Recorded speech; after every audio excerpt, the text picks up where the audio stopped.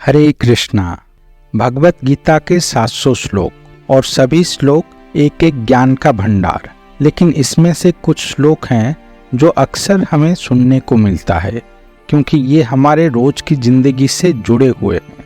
उनमें से एक श्लोक है योगक्षेमं वहाम्यहम्। ये पूरा श्लोक हम आगे गुरुदेव से सुनेंगे। इसमें भगवान गारंटी दे रहे हैं कि वो अपने भक्त की रक्षा करेंगे सभी विपत्तियों से। भगवान ने तो ये कहा है, लेकिन जब उनके भक्त इस दुनिया में आते हैं हम सब बद्ध जीव को भक्ति सिखाने के लिए, तब वो भगवान के कहे हुए इस एक एक शब्द को प्रतिपादन करते हैं, उसको अपने जीवन में जी के। आज का हमारा शिक्षा इसी श्लोक पे आधारित है जिसको गुरुदेव ने अपने जीवन में प्रतिपादन किया है।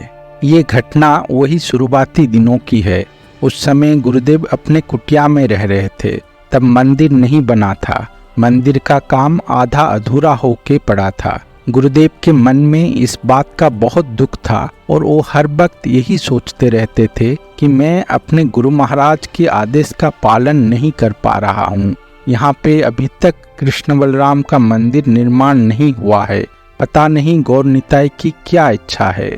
एक दिन जब गुरुदेव कुटिया के अंदर अपने खाट पे बैठे हुए थे, तब एक भक्त अंदर आके गुरुदेव को दंडवत प्रणाम करके बोले, गुरुदेव आपसे कोई मिलने आया है। गुरुदेव धीरे धीरे अपना सर घुमाकर देखते हैं तो उस भक्त के पीछे एक लड़का खड़ा है।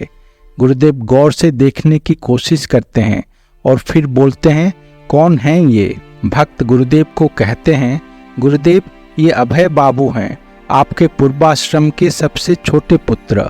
आप पहचाने नहीं? गुरुदेव आश्चर्य होकर देखते हैं, अरे ये इतने बड़े हो गए।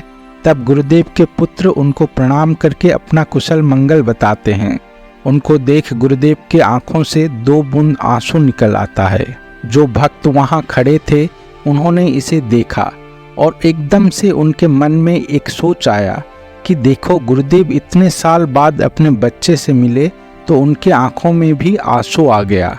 उन्होंने इस घटना को अपने समसंगी 1-2 और भक्तों को बताया और भक्त सोचने लगे, गुरुदेव अपने लड़के को देखकर अपना आंसू रोक नहीं पाए। गुरुदेव तो परमात्मा का प्रकाश हैं, वो अंतर्यामी हैं, उनको सब पता होता है। इसीलिए वो अपने अनुयायियों के शंका को मिटाने का हमेशा प्रयास करते हैं। कुछ दिन बाद एक भक्त गुरुदेव के पास आके पूछते हैं, गुरुदेव एक भक्त से मैंने सुना कि जब आपने अभय जी से मिले तब आपके आंसू निकल आए। गुरुदेव जोर जोर से हंसने लगते हैं और फिर बोलते हैं, जब मैंने घर त्याग किया और गोपाल के सेवा के लिए अपने गुरु की तलाश में निकला, तब मेरा सबसे छोटी बच्ची 3 साल की थी। उसे ठीक से बोलना भी नहीं आता था। मेरे 7 बच्चे थे, 4 लड़के और 3 लड़कियां, सभी छोटे छोटे। मेरी माँ अत्यंत वृद्ध हो गई थी और मेरी पत्नी उनकी सेवा करती थी। मेरा सरकारी नौकरी था, शिक्षक था मैं। मेरी कमाई से ये पूरा परिवार चलता था। लेकिन गोपाल का आदेश हुआ, अब समय आ गया, घर छोड़ दो और संन्यास लो। तो मैंने घर छोड़ दिया। गुरुदेव ने एक पल के लिए भी ये नहीं सोचा कि छोटे छोटे बच्चे हैं, उनका परवरिश कैसे होगा। वृद्ध माता हैं, उनका क्या होगा। पत्नी का क्या होगा। अगर वो नहीं रहेंगे फिर उनका ये परिवार कैसे चलेगा। गुरुदेव अपने कथाओं में कहते थे, एक पिता का धर्म होता है अपने संतानों को अच्छी परवरिश देना, नहीं तो उसे पिता नहीं कहा जा सकता। पति का धर्म होता है अपने पत्नी को सुरक्षा देना। अगर कोई ऐसा नहीं कर सकता तो उसको शादी करने का कोई अधिकार नहीं है। पुत्र का धर्म होता है अपने माँ बाप की सेवा करना। जो ये नहीं करता वो पुत्र नहीं कुपुत्र कहलाता है। फिर गुरुदेव ने कैसे अपने इन तीनों धर्म का त्याग कर दिया, इसका उत्तर भी गुरुदेव अपने कथाओं में ही देते हैं। भगवान कृष्ण ने गीता में कहा है, सर्वधर्मान परित्यज्य, सारे धर्म को छोड़ दो और मेरे शरण में आ जाओ।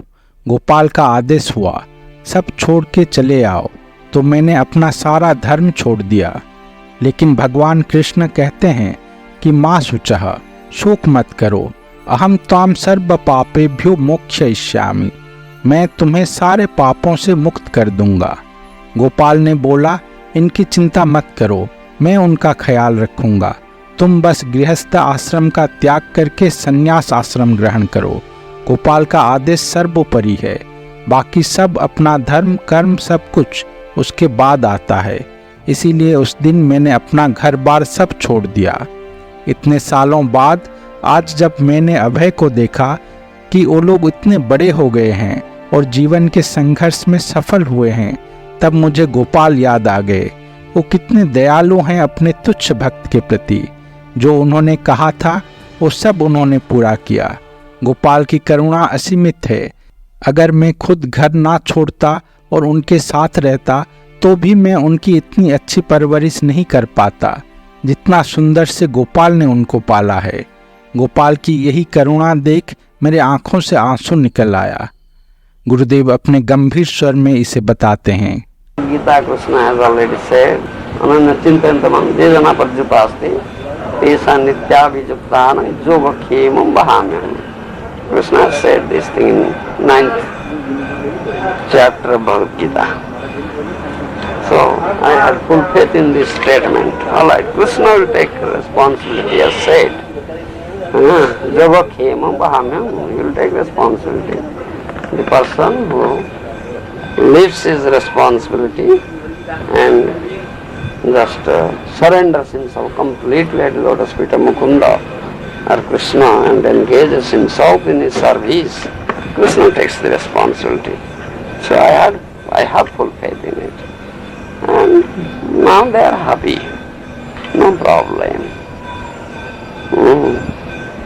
Though many people will say, criticize, Lord Ram was not free from criticism. Sita Devi was not free from criticism. What to speak of us? People will say like that. But we did our best. And they are happy now. Children are grown up. And the male children, sons are employed. They are earning money. Daughters are married. And they have their children also now. Son has his children also now. It's all good. No problem. They are happy. Because Krishna took up the responsibility. You understand? This is my life. My Grihastha life was like that. चैतन्य चरितामृत में कहा गया है, वैष्णवेर क्रिया मुद्रा विज्ञ ना बुझाए। हम बद्ध जीव भगवान को नहीं समझ पाते और ना ही उनके प्रतिनिधि गुरु को, इसीलिए हमसे अपराध होता है। और गुरुदेव जो कृपा के सिंधु हैं, वो हमारे इन अपराधों को क्षमा करके हमें सुधारते हैं। उन गुरुदेव के चरणों में हमारा कोटि कोटि प्रणाम। हमारे इस हरिकथा का प्रयास में भी जो त्रुटि हो रहा है उसको क्षमा करें। अपने प्रश्न और सुझाव हमें जरूर बताइएगा। हरे कृष्णा।